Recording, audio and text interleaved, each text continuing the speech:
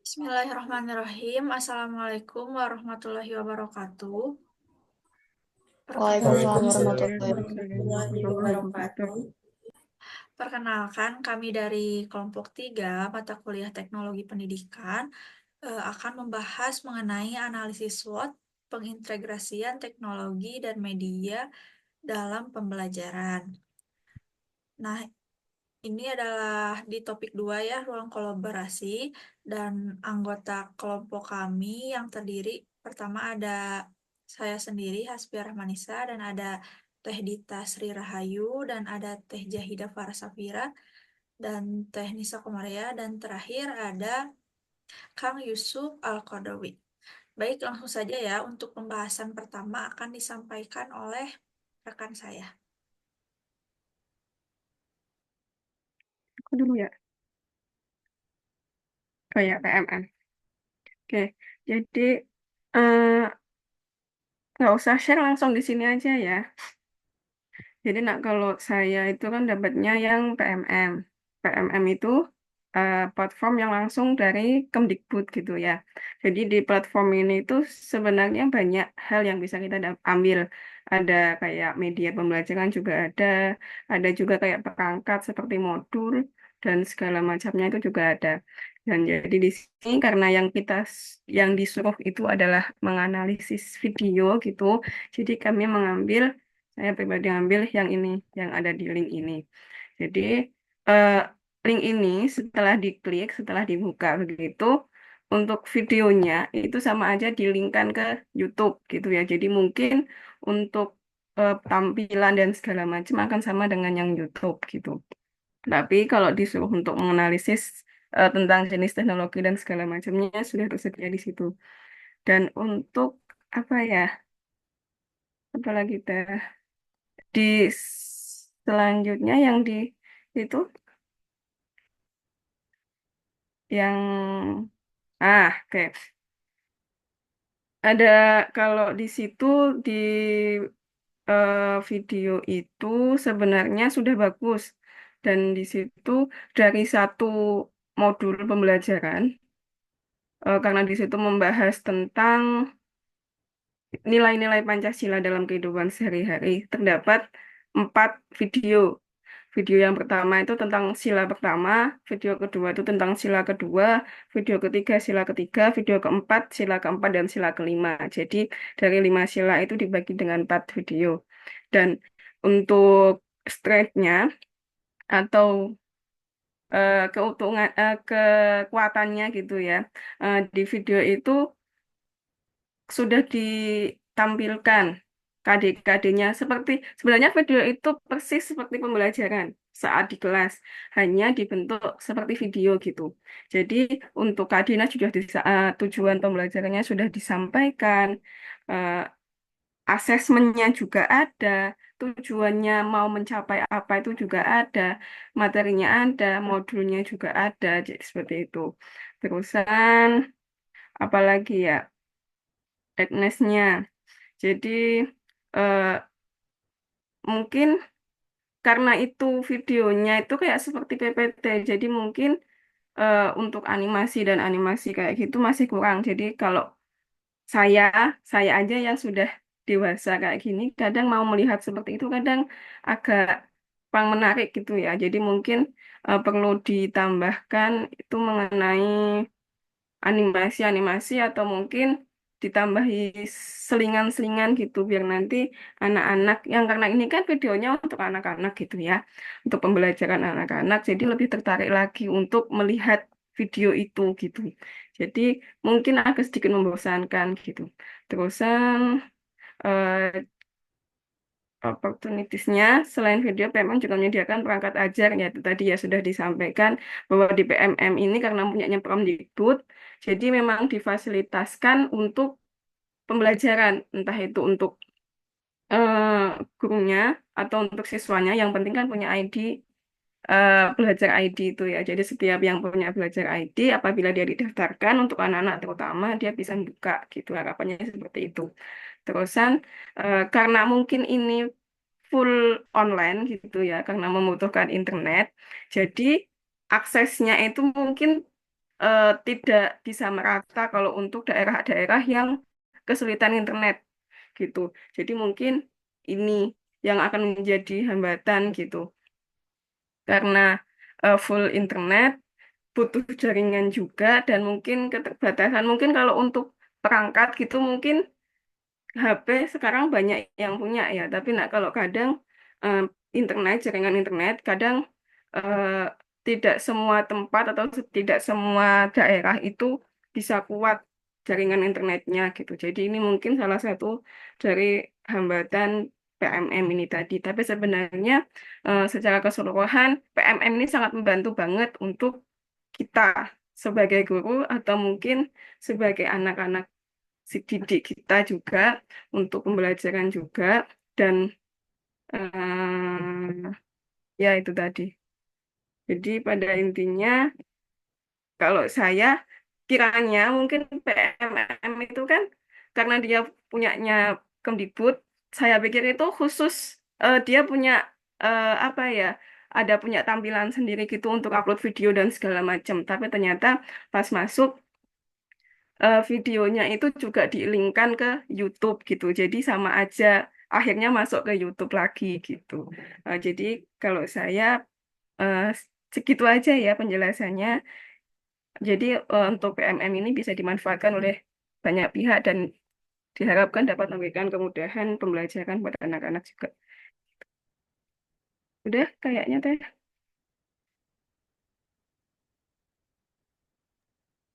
Baik, terima kasih untuk Teknisa yang telah memaparkan materi mengenai platform Merdeka Belajar. Selanjutnya akan dilanjutkan untuk menganalisis pada platform YouTube yang akan disampaikan oleh Teh Jahida. Mangga dipersilakan. Oke, selanjutnya adalah platform dari YouTube. Seperti yang sudah kita tahu, banyak sekali konten-konten yang terdapat di YouTube, bahkan seperti PMM tadi dan podcast mengarahnya juga ke YouTube lagi. Dari video yang sudah saya analisis dan rubrik untuk penilaian, di antaranya ada jenis teknologi, jenis kelemahan teknologi, peluang integrasi teknologi, dan ancaman. Semua aspek sudah ada di dalam video tersebut. Selanjutnya adalah bagian SWOT. Uh, nah, untuk kekuatan dari video tersebut, jadi secara keseluruhan video yang ada di YouTube sudah sangat lengkap dari mulai awal pembelajaran, kegiatan inti pembelajaran, dan akhir pembelajaran, semua tersajikan dengan sangat lengkap. Video ini sudah sangat ideal dan semua komponen itu terintegrasi dengan baik, serta penggunaan teknologi ketika pembelajaran sudah sangat up to date.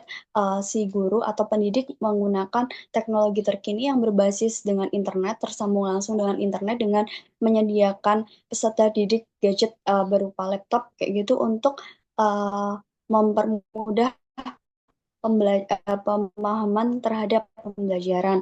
Nah, kekuatan dari video tersebut sudah up to date dan sudah lengkap. Nah, namun di dalam video tersebut juga ada kelemahannya, yaitu penggunaan pad. Di sana ada aplikasi, jadi di akhir pembelajaran seperti LKPD siswa itu dibikin dari pad, salah satu aplikasi gitu. Itu untuk di beberapa daerah yang sulit untuk menjangkau internet, hal tersebut tidak bisa gitu untuk dilakukan. Jadi pet ini masih sedikit gitu dan pet ini masih banyak yang harus diperbaiki gitu karena iya sudah baik tapi di beberapa daerah tertentu tidak untuk semua daerah yang ada di Indonesia. Jadi kelemahannya adalah penggunaan media pet tersebut gitu. Lanjut ke opportunities, yaitu video ini tuh sudah inspiratif karena setiap segmen juga ada detail-detail langkah-langkah kayak gitu. Dari hal tersebut kita jadi paham dan guru itu membuat guru lain untuk bisa belajar juga dari video tersebut. Jadi, oh ternyata dari video ini saya kemarin pas pembelajaran kurang ini, kurang ini, kurang ini gitu. Jadi, secara konkret dan tersajikan dengan tulisan-tulisan yang ada di video serta perlakuan atau cara guru mengajar sudah sangat jelas gitu. Nah, tricks-nya adalah meskipun teknologinya bermanfaat, kita harus mencari keseimbangan gitu. Jadi penggunaan barcode bisa menjadi lebih alternatif ya yang baik gitu. Jadi penggunaan barcode juga bisa disesuaikan dengan teknis saat pembelajaran berlangsung apakah kondusif atau tidak. Nah, itu tadi analisis dari video YouTube bisa dilanjut ke platform lainnya. Baik, terima kasih untuk penyampaian pada video YouTube. Selanjutnya akan analisis platform podcast yang akan disampaikan oleh Teh Dita. Pada Teh Dita, dipersilahkan. Baik, terima kasih kepada moderator yang telah mempersilahkan. Selanjutnya yaitu dari analisis platform podcast. Nah, di sini dari aspek-aspek yang terdiri dari jenis teknologi yang digunakan, jenis multimedia, kekuatan atau keunggulan dari teknologi, kelemahan, peluang, dan ancamannya itu sudah tersedia semuanya. Selanjutnya saya masuk ke analisis SWOT-nya. Dimulai dari kekuatan dari penggunaan video podcast dengan tema teknologi informasi dan komunikasi.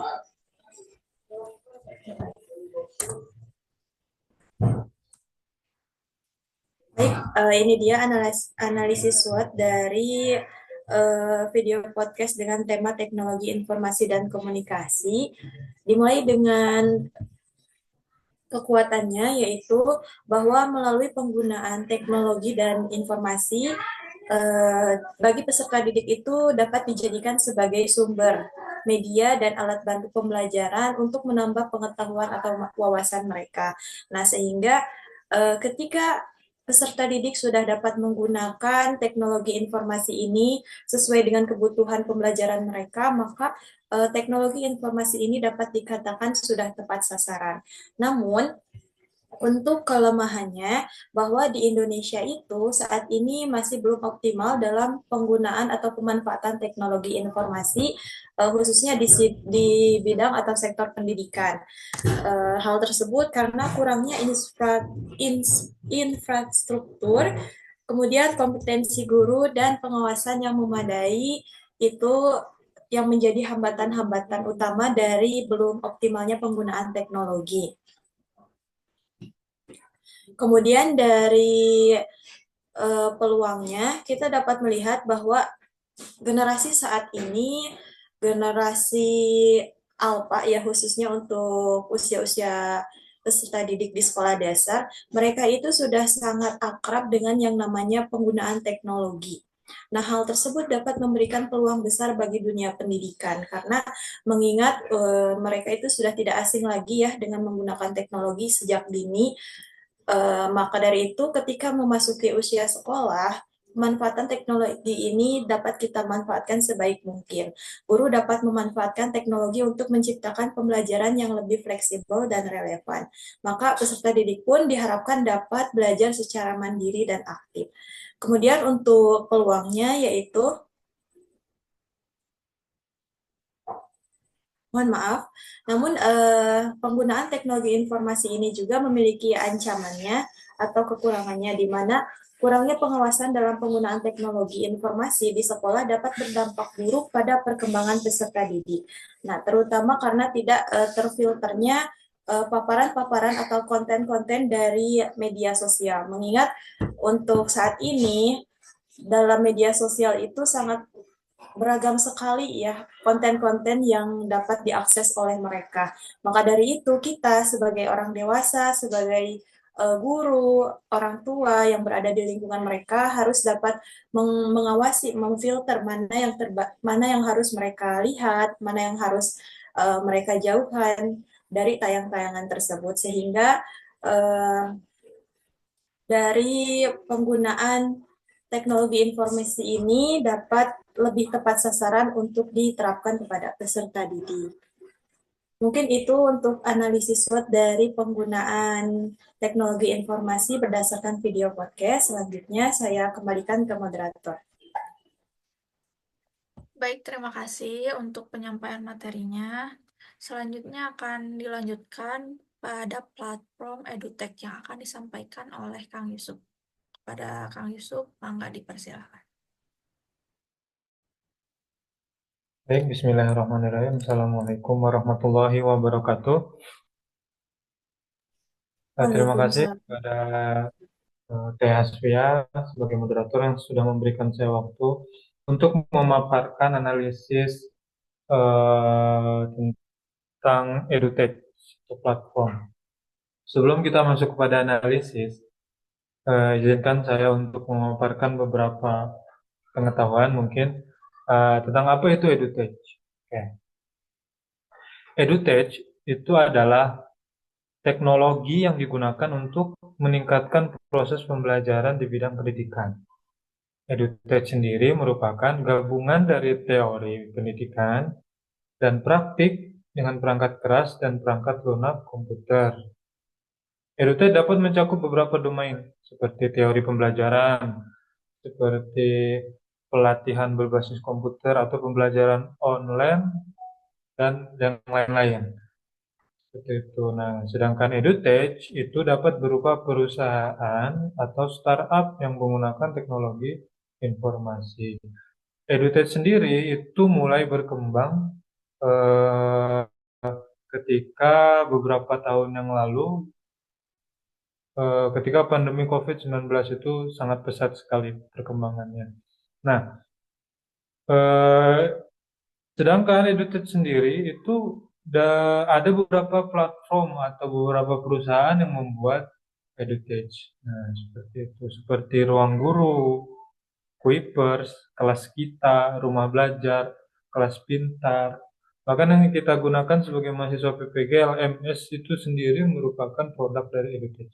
Nah, akan tetapi pada analisis kali ini saya hanya akan membahas tentang Ruang Guru. Baik,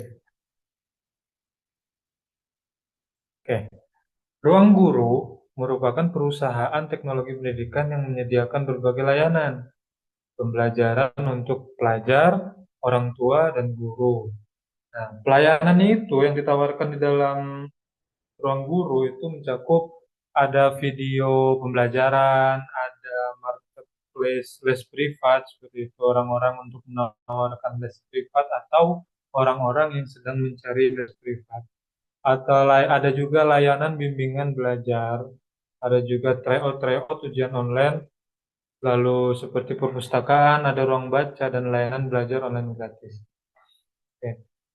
Basicnya Ruang Guru adalah platform yang berbayar atau bisa dibilang kita harus jadi member dari Ruang Guru untuk bisa kita dapat video pembelajaran atau kita harus membayar untuk ikut les privat seperti itu.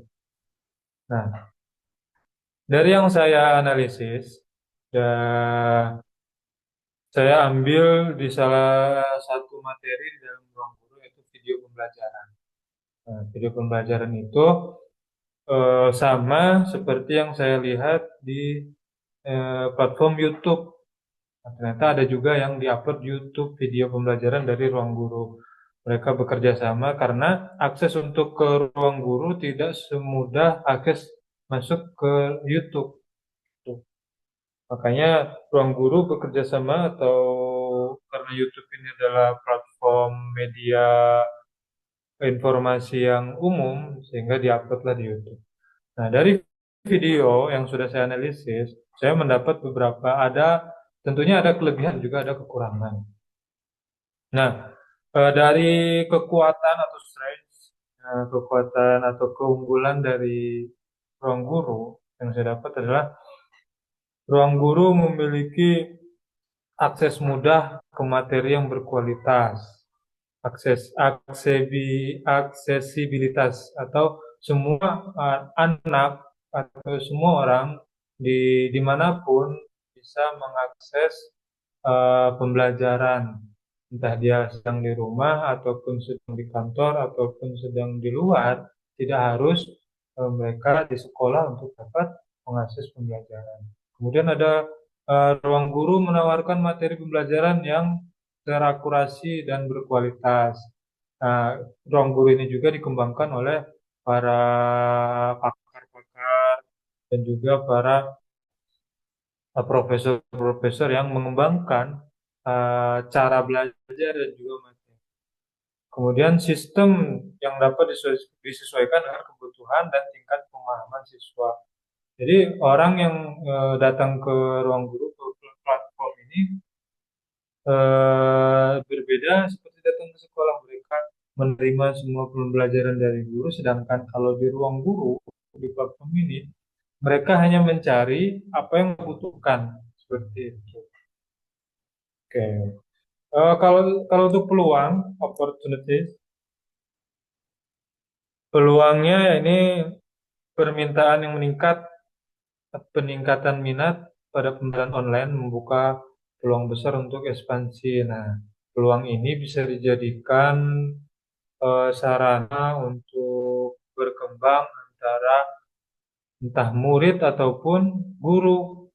Jadi beberapa tahun ke depan eh, banyak guru yang mengajar di ruang guru di platform ini dan juga murid yang belajar di ruang guru ini tanpa mereka bertatap muka di kelas.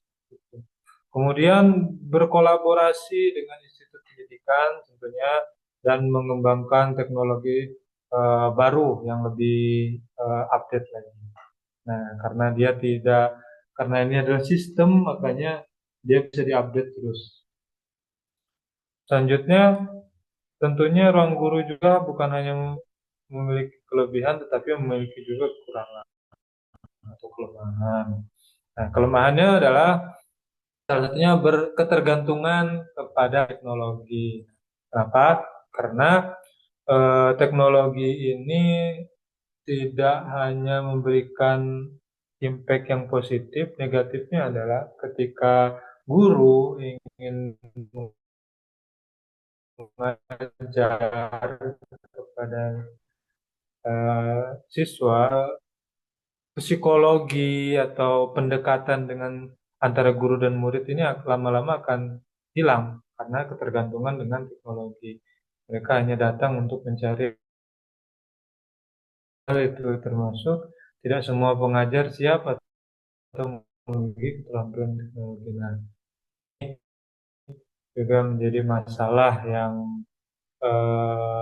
atau menjadi kekurangan dari platform ruang guru. Kemudian ancamannya adalah kompetensi yang ketat, kemudian ada krisis kepercayaan, kemudian regulasi pemerintah mempengaruhi operasional dan strategi bisnis. Karena ini adalah platform digital yang dikembangkan oleh suatu tertentu berhubungan dengan bisnis. Ketika pembelajaran dihubungkan dengan bisnis, naik turunnya yang namanya bisnis akan sangat mempengaruhi pembelajaran. Kemudian dari pengamatan dan tinjauan ada beberapa poin. Yang pertama, penggunaan teknologi digital dalam bentuk media audiovisual memanfaatkan platform pendidikan online yang berbasis aplikasi. Kemudian, keunggulannya, video pelajaran ini dapat diakses dan dipelajari di mana menggunakan laptop, smartphone. Kelemahan video ini atau pembelajaran ini menjadi sulit dipahami jika tidak ada akses internet atau tidak tersedia media komunikasi elektronik. Kemudian selanjutnya, pembelajaran ini dapat digunakan dalam kelas dan ditampilkan kepada siswa di mana guru dapat memfasilitasi dengan memberikan pertanyaan pemantik atau penjelasan isi video.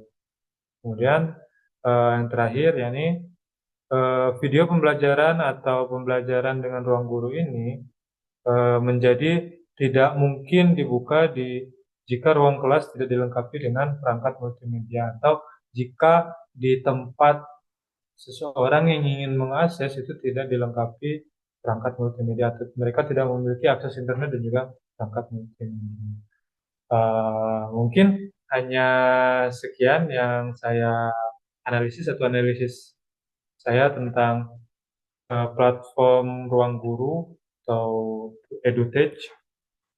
Waktu tempat saya kembalikan. Terima kasih.